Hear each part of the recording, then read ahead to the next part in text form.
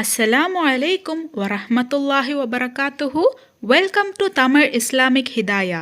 நம்மள பல பேரும் நமக்கு ஒரு பிரச்சனை ஏற்படும் போது அல்லாஹு தாலா நம்ம விதிய ஏன் இப்படி எழுதுனான்னு யோசிச்சு வருத்தப்படுவோம்.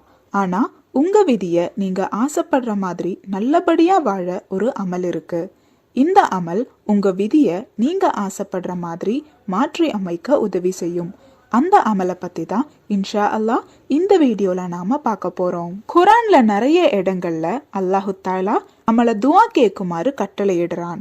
அப்படி நம்ம கேட்கிற துவாக்களை அல்லாஹு தாலா கேட்கிறான்னு குரான்ல அல்லாஹு தாலா சொல்லி காட்டுறான். உதாரணத்துக்கு சூரா காஃபிரோட 60வது ஆயத்துல என்னிடம் நீங்கள் துவா கேளுங்கள், நான் அதை கேட்கிறேன்னு அல்லாஹு தாலா சொல்லி காட்டுறான்.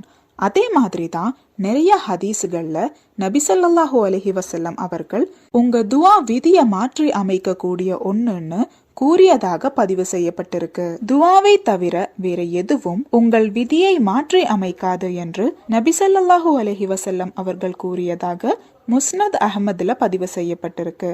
அதே போல நல்ல அமல்களை தவிர வேற எந்த ஒன்றும் உங்கள் ஆயுசை அதிகப்படுத்தாது. துவாவை தவிர வேற எந்த ஒன்றும் உங்கள் விதியை மாற்றி அமைக்காது என்று நபி ஸல்லல்லாஹு அலைஹி வஸல்லம் கூறியதாக இப்னு மாஜா மற்றும் திர்மிதியில பதிவு செய்யப்பட்டிருக்கு.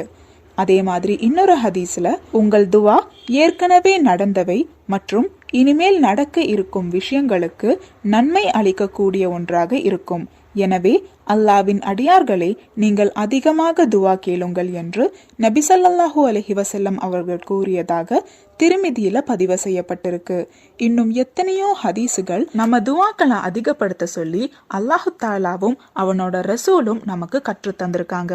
நாம துவா கேட்டு முடிக்கிற அந்த நேரம் நாம மனசுல இருந்து ஒரு பெரிய பாரத்தை இறக்கி வச்ச ஒரு உணர்வு ஏற்படும். அந்த உணர்வு நீங்க கேட்ட துவா அல்லாஹு தாலா கிட்ட போய் அடைஞ்சதுக்கான ஒரு அடையாளம். உங்க வாழ்க்கையில எவ்வளவுதான் பிரச்சனை இருந்தாலும் அதை மாற்றி அமைக்க கூடிய ஒரே ஒரு ஆயுதம்னா அது துவா தான்.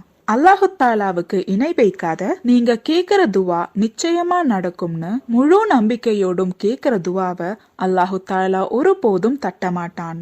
இந்த பதிவுல உங்களுக்கு ஏதாவது சந்தேகம் இருந்துச்சுன்னா கமெண்ட் பண்ணுங்க. நீங்க மரணித்த பிறகும் உங்களுக்கு நன்மை வந்து சேர்ந்து கொண்டே இருக்க இன்ஷா அல்லாஹ் இந்த ஒரு வீடியோவை ஜாரியான சதகாவா நினைச்சு உங்க நண்பர்களுக்கும் ஷேர் பண்ணுங்க. அல்லாஹு தாலா நாம் அனைவரின் வாழ்க்கையிலும் ஹைரும் பர்க்கத்தும் தந்து அருள் புரிவானாக. ஆமீன்.